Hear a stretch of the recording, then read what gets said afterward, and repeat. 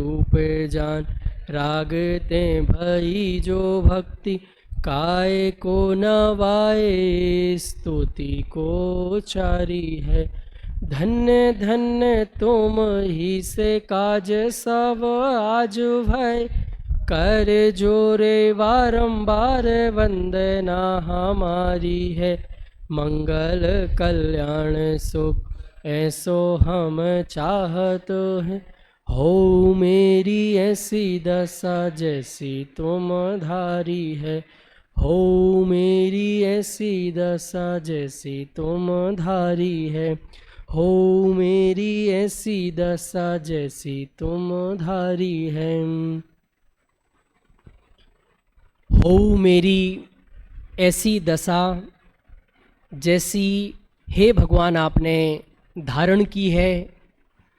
हमारे इस पूरे जीवन का एकमात्र उद्देश्य, एकमात्र लक्ष्य, एकमात्र गोल अनंत सुख की प्राप्ति करना है, अतीन्द्रिय सुख की प्राप्ति करना है।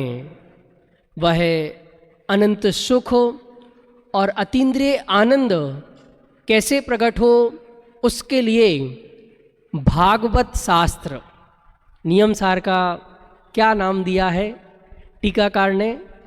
भागवत शास्त्र। शाश्वत सुख की प्राप्ति कराने वाला यह ग्रंथादिराज नियम सार हम सबके बीच यहाँ विराजमान हैं। इसकी 141 नंबर की गाथा के आधार से कुछ चर्चा हम यहाँ पर करेंगे। अधिकार है निश्चय परम आवश्यक अधिकार। क्या नाम है? यहाँ वालों की आवाज़ नहीं आ रही। क्या नाम है? निश्चय परम आवश्यक अधिकार। कि आवश्यक किसे कहते हैं? आपने पढ़ा होगा। किसे कहते हैं आवश्यक? आवश्यक किसे कहते हैं? बोलो बोलो। हाँ हाँ सही बोल रहे हो। क्या बोलते हैं? आवश्यक किसे कहते हैं? अवश्य करने योग्य कार्य को आवश्यक बोलते हैं। मतलब जिसे नियम से किया ही जाना चाहिए, जिसे नियम से किया जाता है, ऐसा आवश्यक। पर यहाँ मुख्य रूप से किसकी चर्चा है? बीतरागी संतों की चर्चा है, मुनिराजों की चर्चा है, और हम सबकी चर्चा तो यहाँ पर है ही। तो अपन गाथा प्रारंभ करते हैं। 141 नंबर की गाथा है। आपके पास यदि ग्रंथ हो तो आप निकाल लें। एलईडी पर भी आपको ये भैया दिखाएंगे। इस अधिकार की पहली गाथा और नियम सार शास्त्र की 141वीं गाथा की उत्थानिका लिखते हुए टीकाकार मुनिराज पद्म प्रमलधारी देव लिखते हैं, अब व्यवहार 6 आवश्यकों के प्रतिपक्षी शुद्ध निश्चय आवश्यक का अधिकार कहा जाता है। क्या लिख रहे हैं? व्यवहार 6 आवश्यकों के प्रतिपक्षी। प्रतिपक्षी क्या होता है? विरोधी। विरोधी होता है कि पूरक होता है? प्रतिपक्षी का अर्थ पूछ रहा हूं आपसे, सरल करता हूं तो समझ में आ जाएगा। अपने देश में एक होता है पक्ष, संसद में बैठता है, एक होता है प्रतिपक्ष, विपक्ष नहीं। क्या नाम है? प्रतिपक्ष। प्रतिपक्ष मतलब एक दूसरा पक्ष। तो जो एक व्यवहार न्याय का पक्ष है वो भी हमारे जनागम का ही है, हमारे आचार्यों ने ही बताया है, आचार्यों ने ही लिखा है, और आचार्य स्वयं उसका पालन करते हैं। पर उससे विपरीत जो दूसरा पक्ष है शुद्ध निश्चय न्याय, उसका बात अपन यहाँ पर करने वाले हैं। एक बार गाथा का पाठ करते हैं। आपके सामने गाथा आ गई है। जोर्णवदि अर्णवसो तस्सदु कम्मं भणन्ति आवासं कम्म विनाशन जोगो णिबुद्धिमग्गोतिपि जो अन्न के वस नहीं कहते, कर्म आवश्यक उसे कर्म नाशक योग को निर्वाण मार्ग कहा गया। क्या अर्थ है? जो जीव अन्न के वश नहीं होता उससे आवश्यक कर्म कहते हैं। बस एक लाइन की चर्चा करनी है पूरे प्रवचन में। क्या है? जो अन्न के वश नहीं होता उससे आवश्यक कर्म कहते हैं। तात्पर्य यह है अन्न वश नहीं होना ही आवश्यक कर्म है। आचार्य देव ने देखा कि ये जीव बाहर तो पराधीन था ही, दूसरे चीज़ों के वशीभूत था, पर अब ये धर्म करने आया है, धर्म के मार्ग पर आया है, मोक्ष मार्ग पर चल रहा है, तो यहाँ भी बहुत सारी चीज़ों के बस हो गया है। और जब तक ये किसी के बस में रहेगा तब तक सच्चे सुख की प्राप्ति नहीं हो सकती है। क्या बोला? जब तक आप किसी के भी बस में हैं, आप देखो आप अच्छा जीवन कब जीते हैं, या हम आज जो भी तैयारी कर रहे हैं वो किसके लिए कर रहे हैं? अभी आपको ये लगता है कि अभी मैं पेरेंट्स के बस में हूँ, किसी बड़े के बस में हूँ, उनसे पैसा मांगना पड़ता है, सहायता मांगनी पड़ती है, हम पढ़ेंगे लिखेंगे, बढ़िया सी नौकरी करेंगे, पैसे आ जाएंगे, तो क्या हो जाएगा? क्या हो जाएगा? स्ववश हो जाएंगे, किसी के सामने हाथ नहीं फैलाने पड़ेंगे। तो ये हमारा पूरा प्रोसेस किस बात के लिए हो रहा है? होते नहीं है वो बात अलग है, होते नहीं है वो बात अलग है, पर फाइनली गोल तो क्या है? स्ववश होने का। फिर नौकरी लग गई, शादी करेंगे, क्यों? भोजनशाला के भरोसे हैं, इसके भरोसे हैं, उसके भरोसे हैं, तो शादी हो जाएगी तो भोजन के लिए किसी के भरोसे नहीं रहना पड़ेगा, सब व्यवस्थाएं हमारे बस में आ जाएंगी। ये बात अलग है कि वो होता नहीं है, पर करते तो किसके लिए हो? स्ववश होने के लिए। तो दुनिया का हम जो भी काम सुबह से लेकर शाम तक कर रहे हैं वो किसके लिए कर रहे हैं? स्ववश होने के लिए, अन्न के वशीभूत में ना हो। पर आज तक ये अन्न के वशीभूत है, इसके लिए कह रहे हैं तुझे आज तक सच्चा आवश्यक नहीं हुआ। तो पहला पॉइंट क्या निकला कि जो जीव अन्न के वश नहीं होता उससे आवश्यक कहते हैं। तो आवश्यक में भगवान का स्तवन है, तो अभी अन्नवश हुए कि नहीं हुए? प्रश्न कुछ खड़े कर रहा हूं, आपसे पूछ रहा हूं। यहां तो ये कह रहे हैं कि जो जीव अन्न के वश नहीं है उससे आवश्यक कहते हैं। तो अब और जो आवश्यक आपने सुने हैं, अभी अपन मुनि राजों के छोड़ो, एक बार अपने आवश्यक लगाओ। अपने कौन कौन से आवश्यक हैं? देव पूजा, गुरु उपासना, स्वाध्याय, संयम, तप, दान। और मुनि राजों के कौन कौन से होते हैं? समता, स्तुति, बंधन, स्वाध्याय, प्रतिक्रमण। कौन सा? अब इसमें तो हो गया ना, जब जब भी स्तुति करेंगे तो किसी के बस हो गए ना। और यहां कह रहे हैं कि जो अन्न के बस नहीं है उससे आवश्यक है। पर जैसे स्तुति की बात आई तो स्तुति में तो भगवान के वशीभूत हो गए ना। तो भगवान के वशीभूत होते हैं कि नहीं होते हैं? कि वहां भी स्ववश है। क्या क्या ख्याल है आपका कि हमने भगवान की स्तुति की, हमने भगवान की पूजन की, तो वहां हम स्ववश हैं कि अन्न के बस हैं? किसके वश हैं? देखो वहाँ भी निश्चय व्यवहार लगाना कि निश्चय स्तुति क्या है, व्यवहार स्तुति क्या है। आपने जो देव पूजा वाला पाठ पढ़ा ना, उसमें ही दो तरीके से भेद किए हैं, याद है किसी को? जो आवश्यक वाला पाठ है ना, उसमें सबसे पहले पूजा के कितने भेद किए? दो, द्रव्य पूजा, भाव पूजा।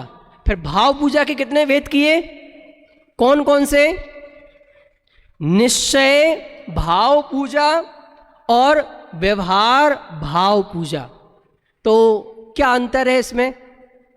कोई तीनों की डेफिनेशन बता सकता है क्या आप लोगों में से? देखो आप लोग ही सामने हैं तो फिर आपकी मुख्यता से ही बातचीत करें तो ज़्यादा अच्छा है।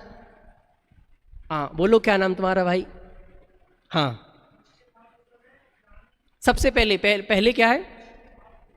उसके ऊपर एक पॉइंट था ना, द्रव्य पूजा। हाँ हाँ हाँ,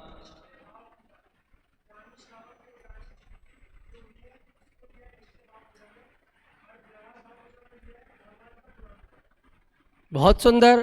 तो वहाँ स्तुति में भी क्या है? जो हमारे अंदर आंशिक शुद्धता हुई है, भगवान के गुणों के चिंतन के आधार से हमारे अंतरंग में जो शुद्धता प्रकट हुई है, वास्तव में उस शुद्धता का नाम है पूजा। सिर्फ जय जय नाथ परम गुरु होए, इसका नाम पूजा नहीं है। ये तो होता है, जब अंतर में ऐसी शुद्धता रहती है तो बाहर में वो भाव निकलते हैं, ऐसे वचन निकलते हैं, पर कोरे उस वचन निकलने का नाम पूजन नहीं है। वास्तव में मेरे अंतरंग में जो शुद्धता हुई है, मैं जितना जितना स्वावश हुआ हूं, पर वस्ता मेरी खत्म हुई है, उसका नाम है वास्तव में पूजा। तो जो जीव अन्न के बस नहीं होता है, उसे आवश्यक कहते हैं। तात्पर्य यह है, अन्न वश नहीं होना ही आवश्यक कर्म है। कर्म का विनाश करने वाला योग रूप परम आवश्यक कर्म ही निर्वाण का मार्ग है, और ऐसा आवश्यक ही मोक्ष का मार्ग है। तो अब समस्या खड़ी ये हो रही है, प्रश्न खड़ा ये हो रहा है कि हम अन्न के वश कैसे नहीं होएं, स्ववश कैसे होएं? प्रश्न तो क्या है? आपने कह दिया कि अन्न के वश होना, इसका नाम आवश्यक नहीं है। अन्न के वश नहीं होना अर्थात स्ववश होना, इसका नाम आवश्यक है। तो हमारी समस्या तो यह है कि हम स्ववश होएं कैसे। तो इसके लिए हमने 7 पॉइंट यहाँ पर लिखे हैं, जिनकी चर्चा अपन या विस्तार से करने वाले हैं, आपको दिख रहे होंगे। और उसके ऊपर टाइटल भी दिया है, मुमुक्षु के 7 नियम। कि मुमुक्षु कौन? ये 7 नियम जिसके जीवन में हैं, वो वास्तव में असली मुमुक्षु है। ये 7 नियम अपन स्ववश कैसे हों, उसके लिए प्रोसेस है 7 बिंदुओं का। उसके पहले एक वाक्य बोलता हूँ, हम जितने जितने स्वाधीन होते जाते हैं, हम उतने उतने सुखी होते जाते हैं। क्या बोला?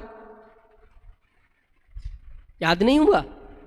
फिर से बोलता हूं, हम जितने जितने स्वाधीन होते जाते हैं, उतने उतने सुखी होते जाते हैं। हम जहां जहां स्वाधीन होते जाते हैं, हम वहां वहां सुखी होते जाते हैं। जिस जिस क्षेत्र में आपको, जिस जिस क्षेत्र संबंधी, ऐसे कोई बुजुर्ग बैठा हो, उसे यदि मोबाइल में अभी कुछ व्हाट्सएप खोलना नहीं आता हो ना, तो जीवन भर दुखी बना रहता है। क्यों? वो गेट पे बैठा ही रहेगा कि वो लड़का कब निकलेगा रूम में से, जब मैं उससे लॉक खुलवाऊंगा। और जिसको इसकी स्वाधीनता आ गई, फिर कोई दुख है? तो जहां जहां जिस जिस संबंधी स्वाधीनता आती जाती है, उतनी उतना सुख और आनंद की प्राप्ति जीवन में होती जाती है। तो अभी हम किस किस के बस हैं? देखो, बहुत सारी चीज़ों के बस हैं। हमारे आवश्यक, अभी एक साथ मत लिखो, एक एक की चर्चा करेंगे तो फिर वो पॉइंट लिखना और उसके जो कुछ सब पॉइंट आएंगे वो भी साथ में लिखना। अभी मत लिखो, वो छोड़ो, अभी लिखना। यहाँ सुनो पहले कि अपन को क्या प्रोसेस हो रहा है। अन्नवश नहीं होना है, स्ववश होना है। आपको होना है कि नहीं होना है, कि जीवन में पराधीन ही बने रहना है? एक प्रश्न पूछता हूं, 1947 के पहले क्या तकलीफ थी? भारत देश को सब कुछ बढ़िया था, खाने मिलते ही था, पानी पीने मिलते ही था, और ऑक्सीजन चाहिए वो भी मिलती थी। क्या तकलीफ थी? सब कुछ मिल तो रहा था। किस बात का दुख था? पराधीनता का। यदि जीवन में सबसे बड़ा कोई दुख है तो वो दुख है पराधीनता का, और सबसे बड़ा कोई सुख है तो वो है स्वाधीनता का। तो हम परवश नहीं हो तो धर्म के मामले में भी हम क्रियाकांड के वश हो रखे हैं। और थोड़ा थोड़ा और लगाओ तो जो ज्ञानी हैं, पंडित हैं, वो किसके वश हो रखे हैं? श्रोताओं के वश हो रखे हैं। थोड़ा सा आधुनिक वक्ताओं की बात करें तो वो व्यूअरशिप के वश हो रखे हैं, लाइक के वश हो रखे हैं। यूट्यूब पे कोई प्रवचन डाला और इतने लोगों ने, इतनी व्यूअरशिप नहीं आई तो दुखी, और अच्छी व्यूअरशिप आ गई तो सुखी। मतलब हम किसके वश हो गए? हमारा सुख दुख किसके वश हो गया? हमारा प्रवचन किसी ने लाइक कर दिया तो सुखी, और लाइक नहीं किया तो दुखी। इसका मतलब हम पराधीन हैं, हम किसी के बस में हैं। तो आचार्य कुंद देव कह रहे हैं कि जब तक आप पर के वश में हो आपको आवश्यक होने वाला नहीं है। तो स्ववश हम सबको होना है, उसके लिए अपन ने बात की है। उसका पहला पॉइंट है आत्म सशक्तिकरण। मिलके बोलो, पहला बिंदु क्या है? आवाज नहीं आई, एक बार और बोलो। आत्म सशक्तिकरण। मुमुक्षु का पहला क्या नियम है? आत्म मतलब होता है आत्मा। उसके जीवन की कोई भी एक्टिविटी हो, कोई भी गतिविधि हो, कुछ भी हो, उसमें आत्मा का पोषण होना चाहिए, आत्मा सशक्त होना चाहिए। यदि आत्मा सशक्त नहीं हो रहा है, आत्मा पुष्ट नहीं हो रहा है, आत्मा मजबूत नहीं हो रहा है, तो समझना अभी वो सच्चा मुमुक्षु नहीं है। तो हमें अब लाइफ में क्या करना है? हम सुबह वहाँ 2 घंटे पूजन कर रहे हैं, उस 2 घंटे के बीच म्यूजिक बहुत सशक्त हो गया, साउंड बहुत जोरदार हो गया, एटमॉस्फेयर बहुत जोरदार हो गया, सिंगिंग बहुत जोरदार हो गई, सामग्री बहुत सशक्त हो गई। सब सशक्त लोग बैठे हैं ना, मजबूत लोग बैठे हैं, सब कुछ सशक्त हो गया। और यदि आत्मा सशक्त नहीं हुआ तो समझना अभी पूजन नहीं हुई। तो जिसके एक एक गतिविधि में, एक एक कार्य में, और बोलूं तो एक एक मिनट में, जीवन के एक एक क्षण में जिसके आत्मा सशक्त होता है, उसका नाम है वास्तव में मुमुक्षु। हमें अपने हर कार्य में, हर परिस्थिति में शक्ति नजर आना चाहिए। किसकी? आत्मा की। देखो 2 चीजें हैं, बहुत ध्यान से सुनो, शक्ति और कमजोरी। क्या बोला मैंने? दोनों ही हैं। मतलब मैं नेग्लेक्ट नहीं कर रहा हूं कि वो चीज नहीं है, शक्ति भी है, कमजोरी भी है। जो द्रव्य है वो शक्ति स्वरूप है, और जो पर्याय है उसमें कमजोरी है। इसे थोड़ा और डीप में ले चलना हो तो आपने 2 शब्द सुने होंगे, एक ज्ञान धारा, एक कर्म धारा। क्या बोला? ज्ञान धारा और कर्म धारा। तो जो ज्ञान की धारा है वो मेरी धारा है, आनंद की धारा है, निराकुलता की धारा है, द्रव्य की धारा है, आत्मा की धारा है। तो जिसका जोर उस आत्मा पर है, द्रव्य पर है, शक्ति पर है, वो तो अपनी आत्मा को कर रहा है सशक्त, और जिसका ध्यान कमजोरी पर है, अभी भी अपन इतनी गहरी गहरी बातें कर लो तो भी फिर ले दे के कहाँ पहुंच जाता है, पर्याय में तो कमजोरी है, पर्याय में तो कमजोरी है, बचपन में मेरे से ऐसे दोष हो गए थे, ऐसे बात हो गए थे, ऐसे विचार हो गए थे, तो तुम्हारा ध्यान उस कमजोरी पर जाता क्यों है बार बार? तो कमजोरी को सशक्त करना है कि शक्ति को सशक्त करना है? जो कमजोरी का पोषण करता है, तो दो तरीके के लोग होते हैं जो एक समस्या का पोषण करते हैं, जिन्हें प्रॉब्लम मैन कहा जाता है, और एक होते हैं सॉल्यूशन मैन। आप कौन हैं? यदि आपका कमजोरी पर पूरा ध्यान रहता है, इसका मतलब आप अपनी आत्मा को सशक्त नहीं कर रहे हैं। तो हमें क्या करना है? अपनी प्रत्येक गतिविधि में अपनी आत्मा को सशक्त करना है और चूज करना है। जो कमजोरी को चुनेगा वह कमजोर हो जाएगा, और जो शक्ति को चुनेगा वह शक्ति संपन्न हो जाएगा। इसके लिए पहला नियम है आत्म सशक्तिकरण, कि हमें जितना भी टाइम है, जो भी गतिविधि है, चाहे हम स्वाध्याय कर रहे हैं, हम पूजन कर रहे हैं, हम जो कुछ भी करें, हमें उसमें अपनी आत्मा को सशक्त करना है।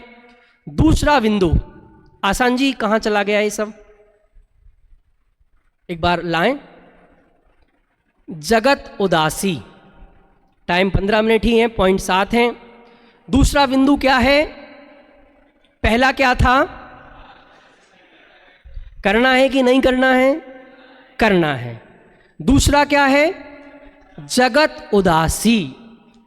जब तक जगत से थोड़ी उदासीनता नहीं आएगी, और जगत उदासीनता मतलब जगत में सुख नजर नहीं आना चाहिए, क्योंकि दुख का घर असार संसार।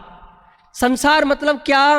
जो दुख का घर है उसका नाम है संसार, और जो दुख का घर है, यदि हमें उसमें ही आनंद आ रहा है, हम उसके बढ़ाने के बारे में ही सोच रहे हैं, प्रतिपल उसके लिए ही योजनाएं बना रहे हैं। अरे 10-20 साल का जीवन है, और जो पूरी योजनाएं बन रही हैं, पूरा इन्वेस्टमेंट हो रहा है, सुबह से लेके शाम तक, वो किसके लिए? 10-20 साल के लिए। अरे मैं 10-20 साल वाला हूं कि मैं अनंत काल वाला हूं? तो हमें जगत में सुख नजर नहीं आना चाहिए।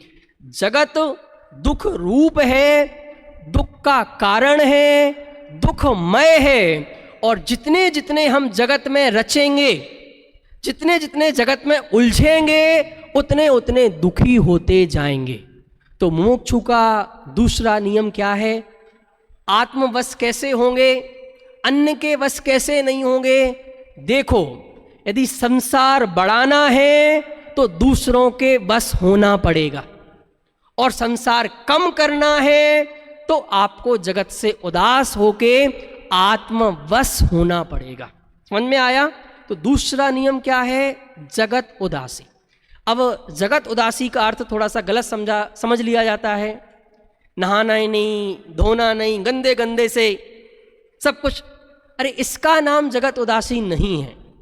जगत उदासी मतलब अभी तक हम पंच इंद्रिय और उनके विषयों के गुलाम बन के बैठे हैं, उनकी गुलामी छोड़ना, इसका नाम है जगत उदासी।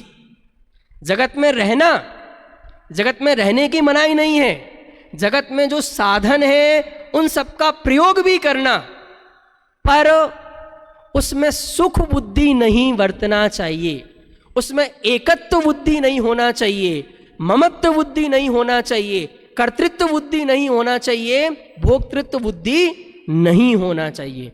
तो जगत में हैं, पर जगत से कैसे हैं?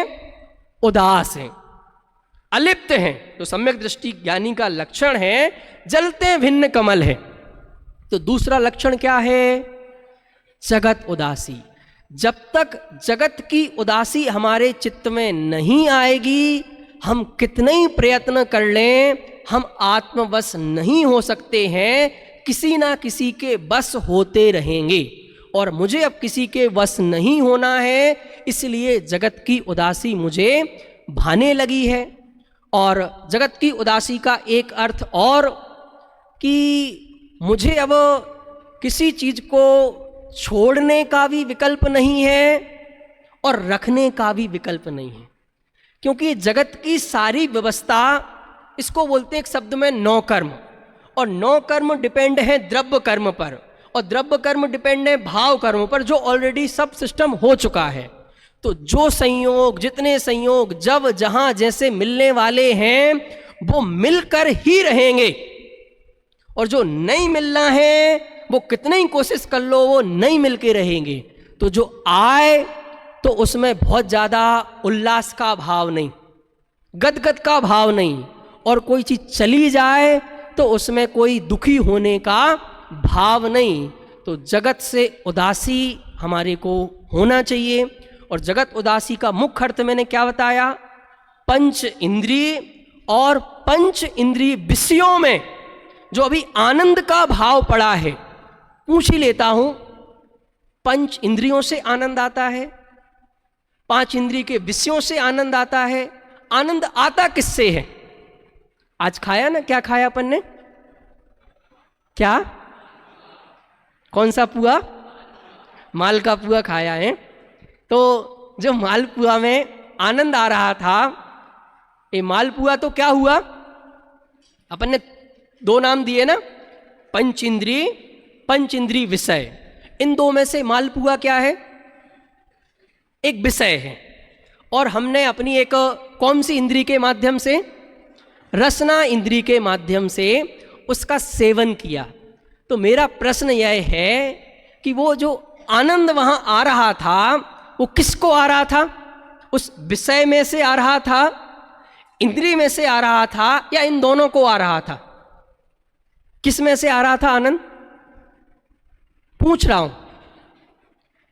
पंच इंद्रिय के विषयों में से आनंद आ रहा था या पंच इंद्रियों से आनंद आ रहा था, कि आनंद जिसमें है उसमें से आनंद आ रहा था? ये तो उस समय निमित्त मात्र था। तीन ऑप्शन हो गए। अब तीन में से किस में से आनंद आ रहा था? बोलो, बोलते क्यों नहीं हो? तो मतलब उस विषय में आनंद नहीं है, उस विषय को भोगने वाली इंद्रिय में भी आनंद नहीं है। आनंद तो मेरे अंदर है, वहीं से आता है, इसके अलावा और कहीं से आनंद नहीं आता है। इसलिए जब जगत के किसी विषय से आनंद नहीं आता है, पंच इंद्रियों से आनंद नहीं आता है, तो क्यों सहज विरक्ति नहीं होती है? क्यों सहज उदासी नहीं होती है? सचमुच उदासी लानी नहीं पड़ती है, उदासी हो जाती है जब उसमें से आनंद आता ही नहीं। जगत के एक भी विषय से आनंद नहीं आता है तो अब मुझे उसमें सुख बुद्धि नहीं रही, एकत्व बुद्धि नहीं रही, ममत्व बुद्धि नहीं रही, कर्तृत्व भोक्तृत्व बुद्धि नहीं रही, इसलिए मैं समस्त जगत से उदास हो गया हूं। तीसरा नियम क्या है? उदास हो गए तो उदास होने से भी काम नहीं चलेगा। उदास होने के बाद जो सच्चे परमात्मा हैं, सच्चे देव शास्त्र गुरु हैं, उनके चरणों में सच्चा भक्ति भाव आना चाहिए। जब तक भगवंतों के प्रति भक्ति का भाव नहीं आएगा तब तक हमारी कसाएं गलेंगी नहीं। देखो, जगत से उदासी भी आ जाए, हम कोई थोड़ी थोड़ी बातें भी करने लगें, पर अंतर में भक्ति नहीं होगी ना, तो सिर्फ कोई तर्कबाजी होगी, मोक्ष मार्ग नहीं होगा। क्या बोला? अंतर में यदि भगवंतों के प्रति भक्ति नहीं है, क्योंकि भक्ति से ही विनय का भाव आता है, एक लघुता का भाव आता है, विनम्रता का भाव आता है, कसाएं खत्म होती हैं। कसाएं कब क्षीण होती हैं? भक्ति से। जब भगवंतों के प्रति सच्ची भक्ति होती है तो डेफिनेटली हमारी कसाएं गलती हैं, हमारे परिणाम बहुत विशुद्ध होते हैं, निर्मल होते हैं, स्वच्छ होते हैं। इसलिए तीसरा नियम क्या है? सच्ची भक्ति। तो जैसे जैसी सच्ची भक्ति होगी तो हम अन्य वश से हटते जाएंगे। देखो एक प्रोसेस है, पूरी प्रक्रिया किस बात की चल रही है कि जो अन्नवश है उससे आवश्यक नहीं होता है और जो अन्नवश नहीं है उससे आवश्यक होता है, और हमें अन्नवश नहीं होके स्ववश होना है। तो सच्ची भक्ति से क्या फायदा हुआ कि आप अभी तक कितने के वशीभूत थे, पर सच्ची भक्ति से आप कहाँ तक सिमट गए? अब हम सिर्फ और सिर्फ पंच परमेष्टि के वश में हैं। समझ में आ रहा है? तो एक साथ पूरा परवश नहीं छूट जाएगा, क्रम क्रम से। पहले पूरे जगत से छूटा, जगत से उदासी हुई, जगत से उदासी होते ही हमने एक जगह से निवृत्ति ली, तो कहीं ना कहीं प्रवृत्ति चाहिए। तो प्रवृत्ति कहाँ मिली? पंच परमेष्टि में। तो तीसरा है सच्ची भक्ति। अब सच्ची भक्ति हो गई तो सच्ची भक्ति से ही काम हो जाएगा क्या? नहीं, इसके लिए चौथा बिंदु है, यहां लिखने में मिसप्रिंट हो गया, तत्व रुचि और तत्व अभ्यास। क्या है फोर्थ नंबर का पॉइंट क्या है? तत्व रुचि और तत्व अभ्यास। भगवंतों की सच्ची भक्ति होने के बाद मैं किसी का अहोभाव करता हूं तो क्यों करता हूं? क्योंकि इन्होंने कोई बात बताई है। जगत में हमें किसी की भी महिमा आती है तो क्यों आती है? जैसे अभी अपन यहां देखो, अभी कोई यहां विद्वान आए बहुत बड़े और हम उनकी बहुत प्रशंसा करें, उनका सम्मान करें, माला पहनाएं, तो किस बात के लिए? कि उन्होंने कोई ऐसा तत्व बताया है, उन्होंने कोई बात बताई है जिसके माध्यम से हमारा कल्याण हो सकता है।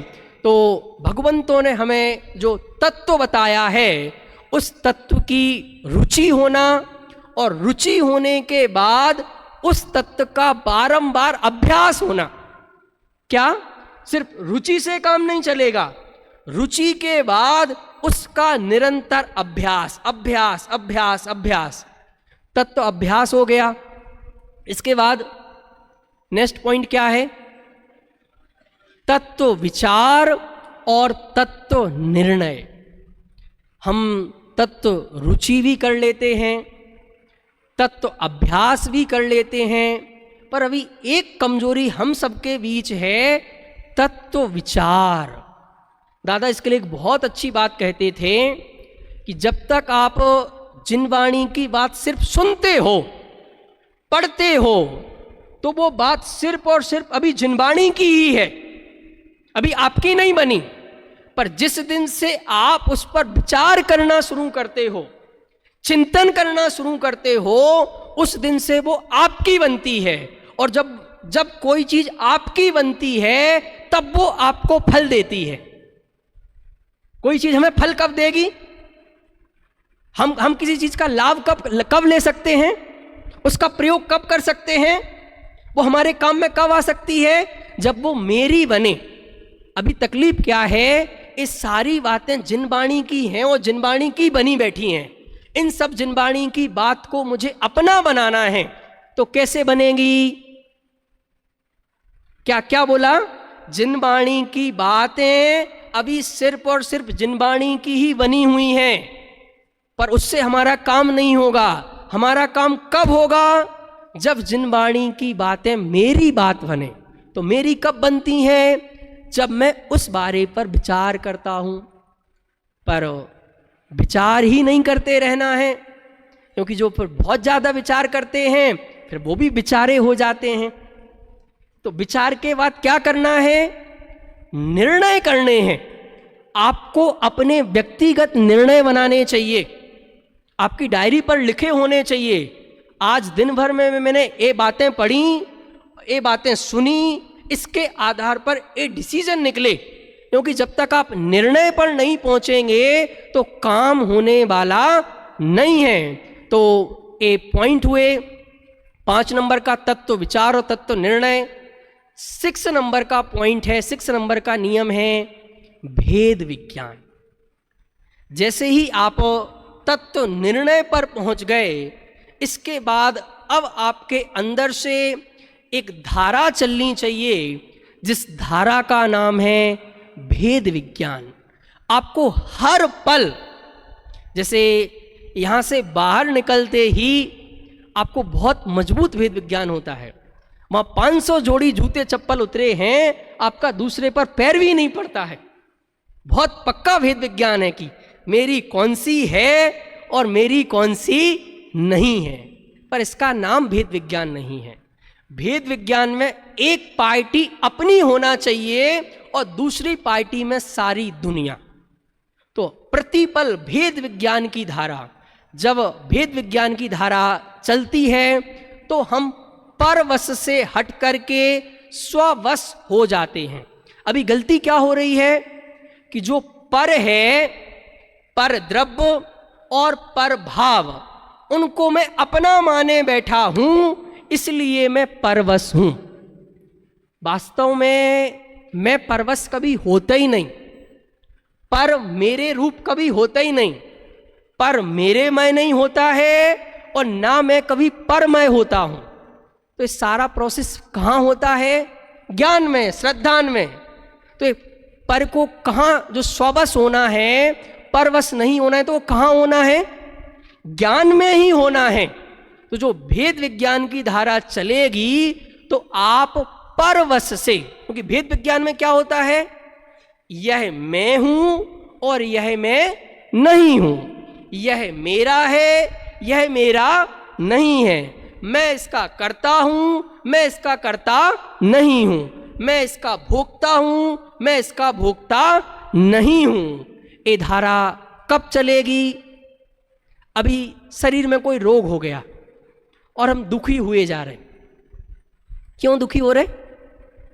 मुझे रोग हो गया, मुझे रोग हो गया।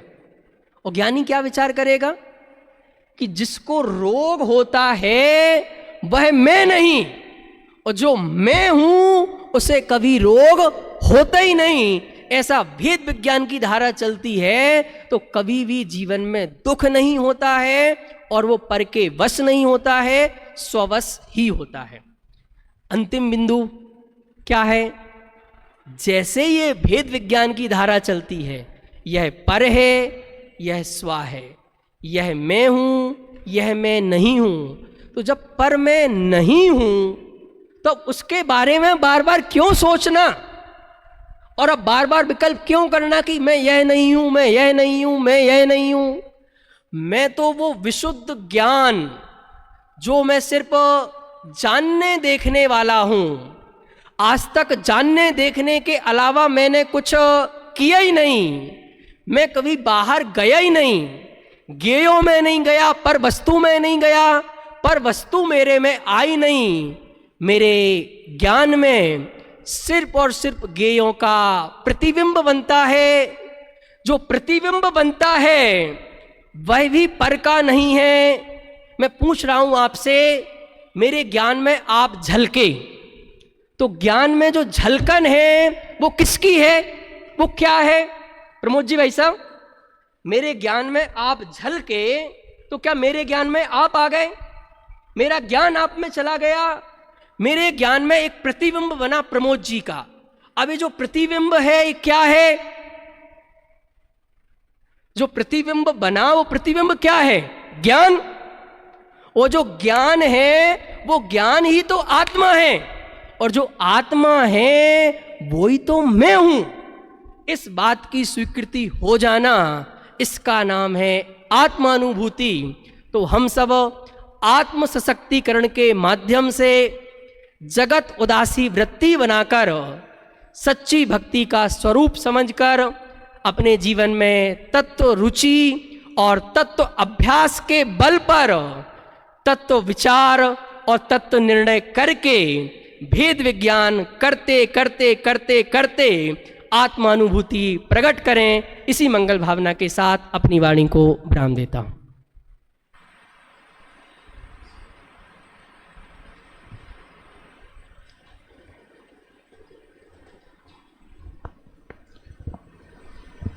जो जीव स्वाधीन है, स्ववश है, वो सुखी है।